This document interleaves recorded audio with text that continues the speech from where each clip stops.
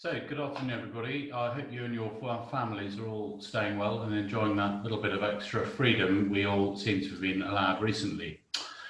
Really pleased that so many of you have chosen to join me here for this second webinar. It's about 7 weeks since I last spoke to you in the first one, and since then there have been some big changes for some of us, or at least comparatively big changes, in terms of people we can see and places we can visit. But across the UK, for RDA, much has stayed the same, and necessarily so. Our priority remains the safety of our participants and volunteers, and ensuring that we reopen in a steady and safe way. While this for some may feel a bit frustrating, it's the right way to go. On this basis, our working party of volunteers, led by Claire Milliken here from the office team, have done an amazing amount of work to help prepare resources.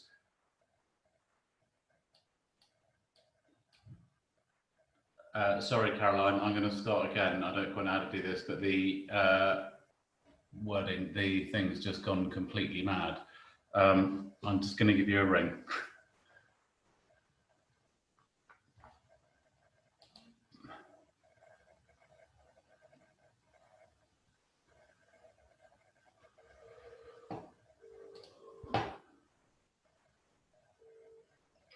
Hello. So I don't know what happened then. The thing I was reading just sort of disappeared. So I'm using Word on Read View, and it comes across the top, and it suddenly started putting a whole lot of it below the screen. But that was really odd. Groups. I don't know what's happening. Oh, hang on a second.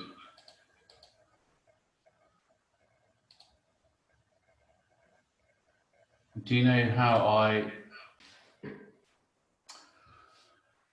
So, good afternoon, everyone. I hope you and your families are well and enjoying this little bit of extra freedom we all seem to have been allowed.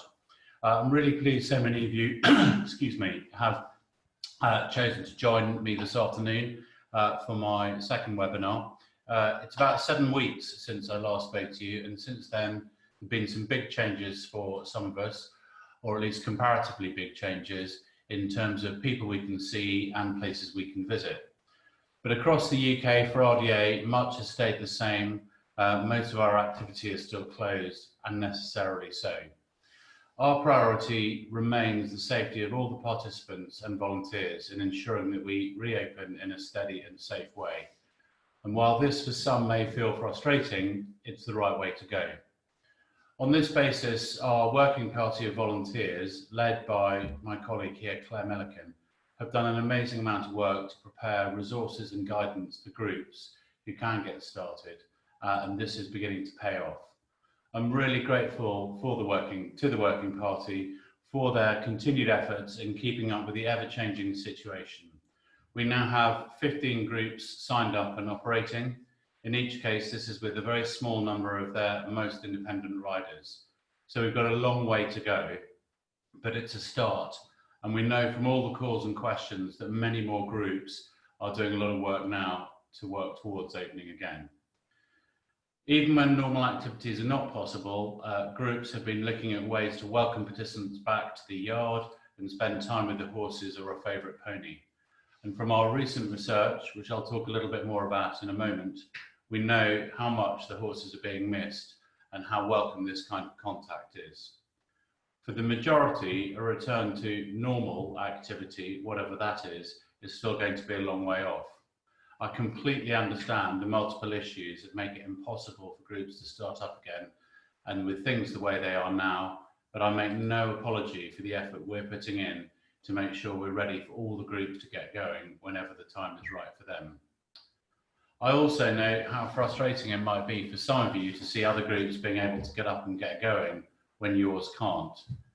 We're not shouting about these successes yet, but I do hope you'll all feel able to show your support for those groups that are starting to get back in your own way. In practice, getting started is so much harder than shutting down, and these groups, while they're fortunate to have the circumstances to be able to accept a few riders, they've got to this point through a lot of hard work and determination, and I know it hasn't been easy. I also want to say that we're not putting any pressure on you to start unless it's safe and right for you to do so. This is not a competition, and I support the decision that any group takes to either remain closed as much as I do to one that feels that they can make a start. So I want to talk a little bit about the research. And this week we've announced our second round of grants to groups. We're calling this the Crisis and Resilience Grants, and they're designed to target those groups either in immediate financial need or who need funds to help them restart or get something going. We've been able to make the application for these grants as straightforward as possible because of the recent research, surveys and conversations that we've been carrying out with groups. And this has given us an unprecedented view of the financial resilience of the whole organisation and indeed the vulnerabilities some groups currently face and may face in the coming weeks and months.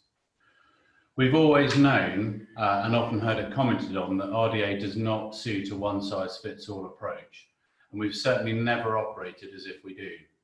On top of that, we're not an organisation whose members fit easily into neat categories. Our groups are all different, run in different ways, work with different people and operate from different types of venues and with varying facilities, and we celebrate that. All these factors, though, have an impact when it comes to financial resilience, and until now, we didn't get this information together in one place so that we can act on it.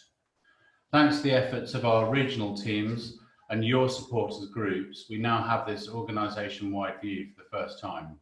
We know, for example, purely financially, that while 70% of groups are reporting the crisis to have had a significant financial impact, 3/4 of groups are also saying they'll be able to survive for 12 months or longer in the current climate.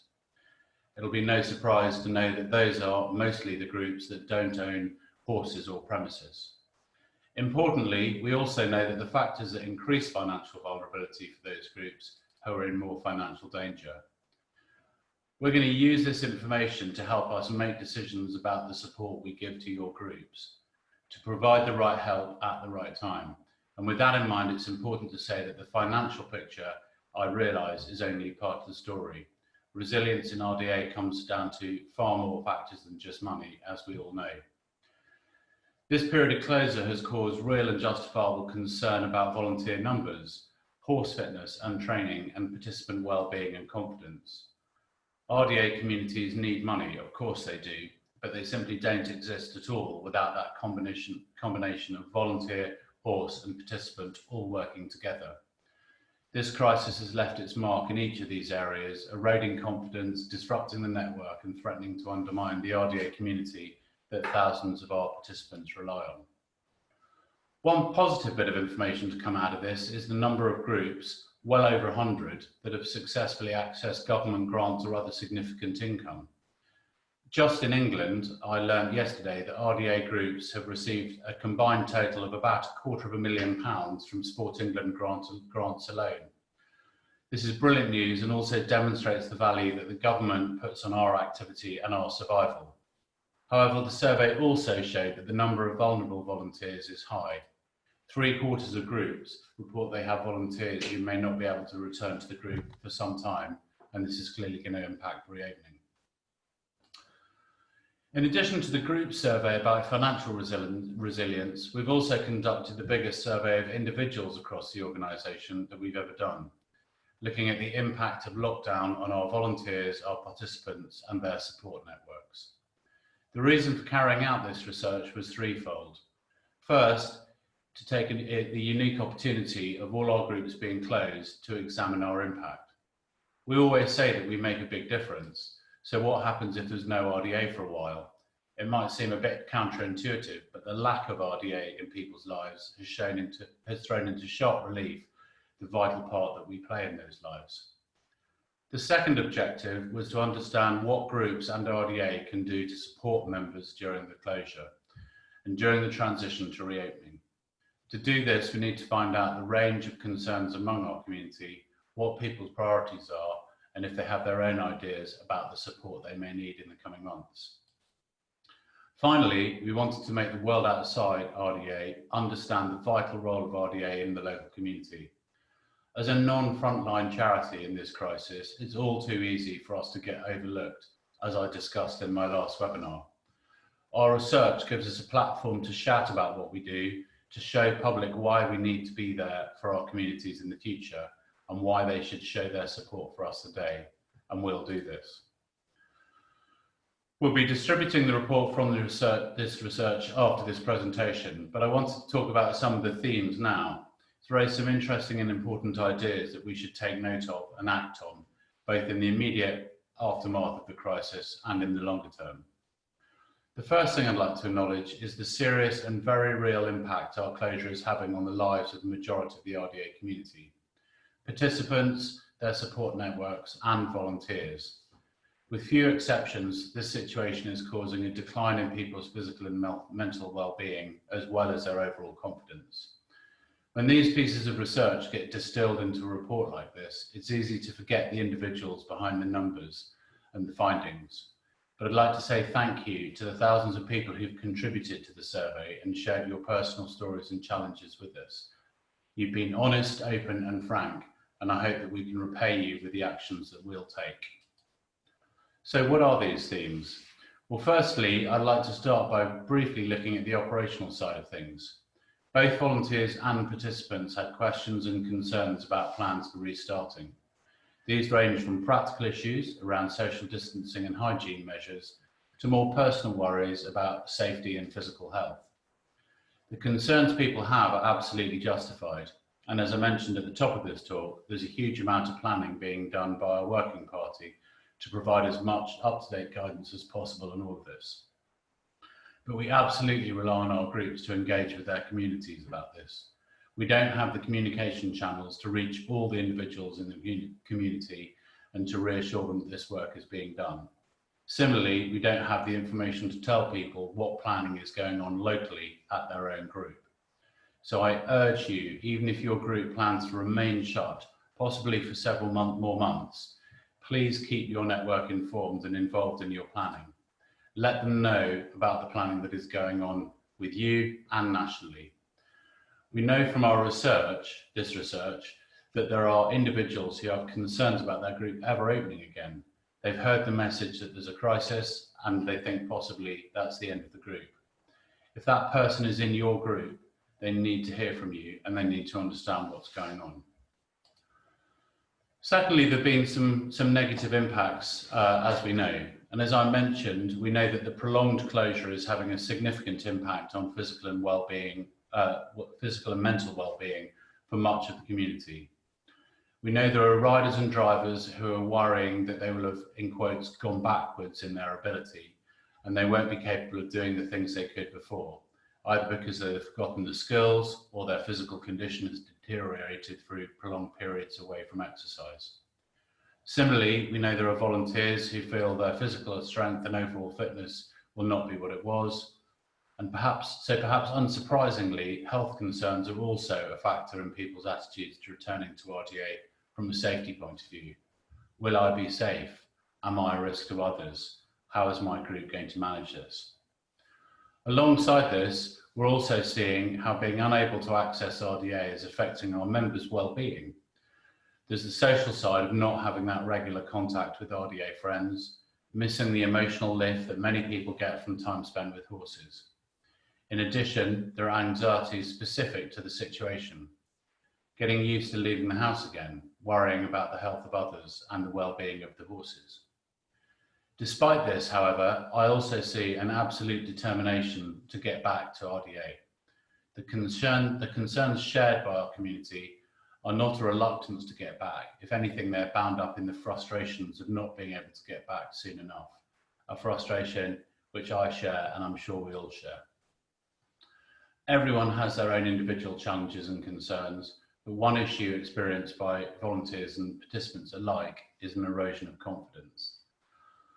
Confidence is one of those easy to say things that actually has a huge impact on our success as an organisation. We rely on it, we foster it, we use it, and we like to think we value it. And now more than ever, we need to demonstrate how much we value it as we help rebuild confidence levels throughout our community. We all have a part to play here, first in thinking about ourselves, regardless of our role in RDA as individuals going through these past few months, we've all had to adjust our worldview. We've all taken a knock to our confidence. The world is not as it was, and we're not quite sure how we fit into the new normal. This is a situation that's going to require new skills, new reserves of resilience, and we're all questioning our ability to cope. In the context of RDA and reopening, this prevailing sense of uncertainty has the potential to be a significant limiting factor for us as an organisation, both now and in the near future. And the responsibility lies with all of us to help tackle this. As RDA UK, it's always been our objective to equip groups and volunteers with the skills and knowledge to carry out their activities with confidence. As we learn to adapt the way we do things to meet the current restrictions, there will be new things to learn, new practices for adopt and to share, and we'll need to rebuild that confidence. We'll continue to develop and deliver the training programme volunteers need, both as closure continues for most groups and to support those who are able to restart. Within groups, there's also a need to address confidence levels themselves. This research has shown us the importance of finding out the things that people are worried about so we can find ways to reassure and take action where necessary. This might be by providing training or refresh courses for people to do at home, or it might be just a conversation to let somebody know they're still valued part of the team. I want to talk a little bit about communication, and this is probably the single biggest theme to come out of the research, the need for communication across our entire network. Our survey has shown the overwhelming benefit to individuals of being contacted by their group during lockdown. It keeps people connected, makes them feel part of the team, reduces anxiety about the future of the group and the well-being of people and horses. It's a source of hope, and for many a source of entertainment and a valuable social connection. We know that around half our groups are keeping in touch with their members regularly during this period, and that's been brilliant. The creativity you're showing in regard is inspiring. I've heard about quizzes, we've all done a quiz, competitions, songs, and even Zoom calls with horses. These might seem like a bit of fun, but I know the significant difference this is making to everyone. So thank you, all of you who are keeping in touch with your communities during this time. Whatever relationship you have with your RDA group, as a volunteer, a coach, a group organiser, participant, part of the support network, please try to encourage your group to keep connected and communicating. Don't think that I don't know how hard it is for some groups to reach out to their members.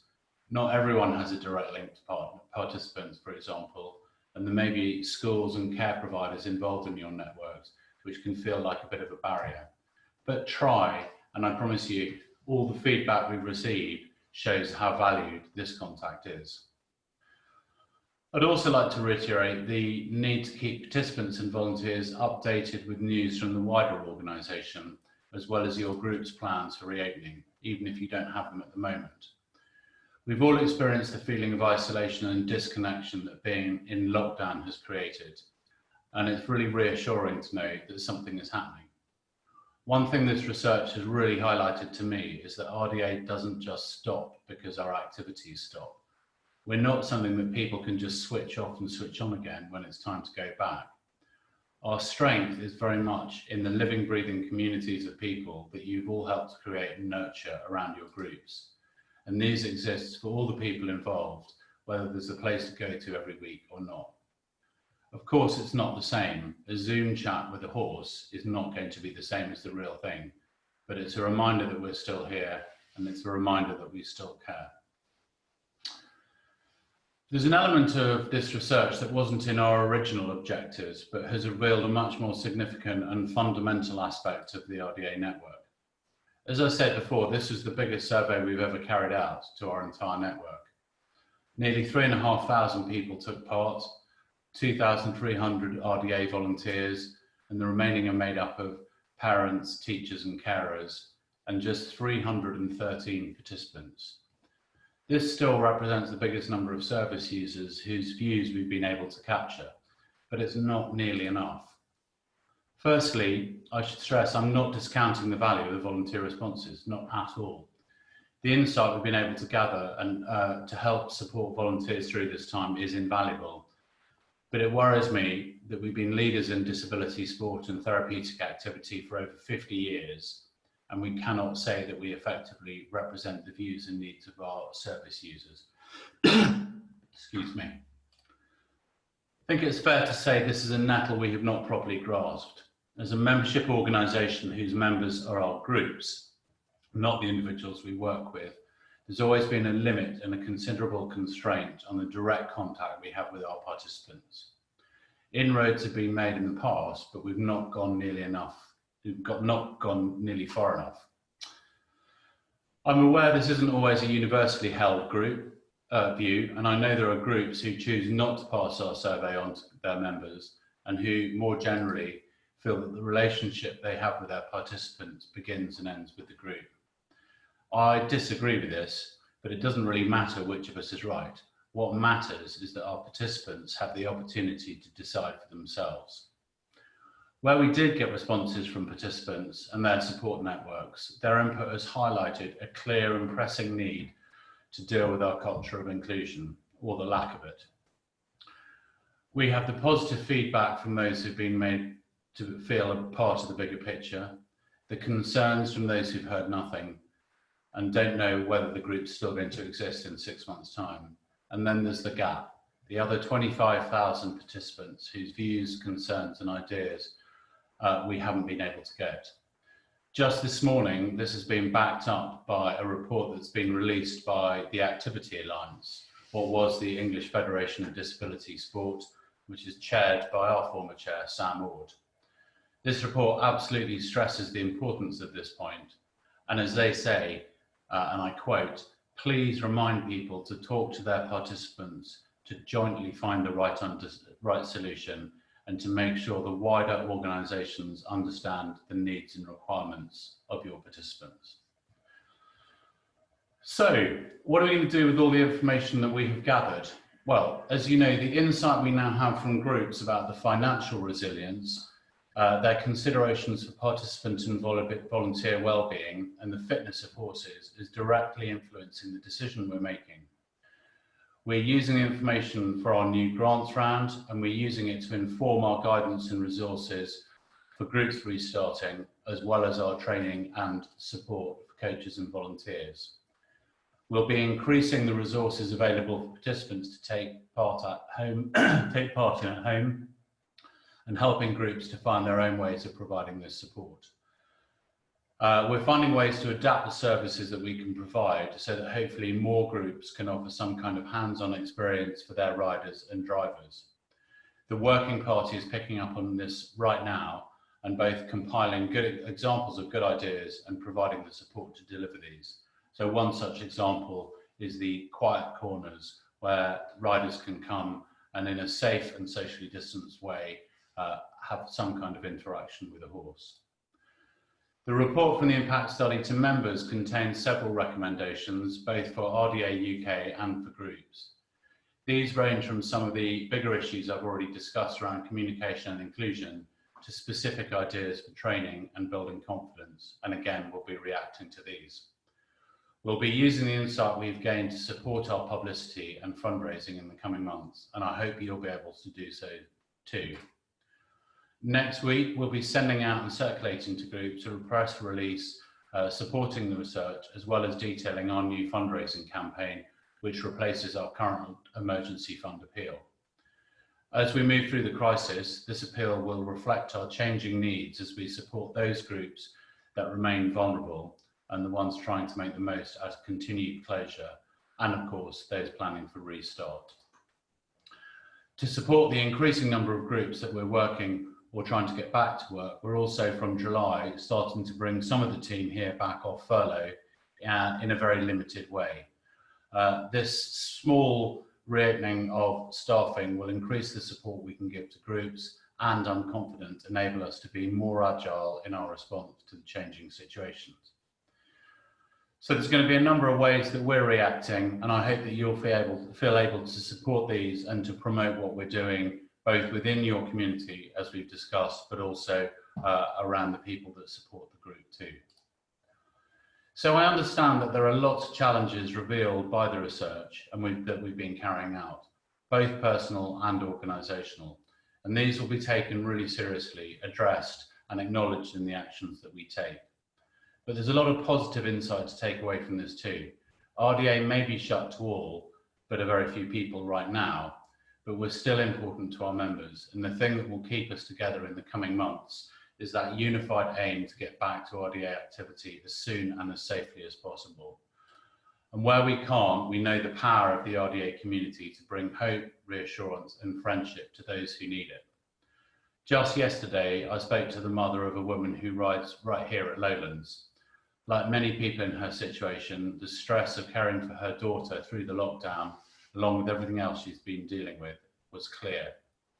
She rang to implore me to try and find a way to get her daughter riding again as soon as possible. I know many of you will have had similarly difficult conversations explaining why we can't do so, at least not yet.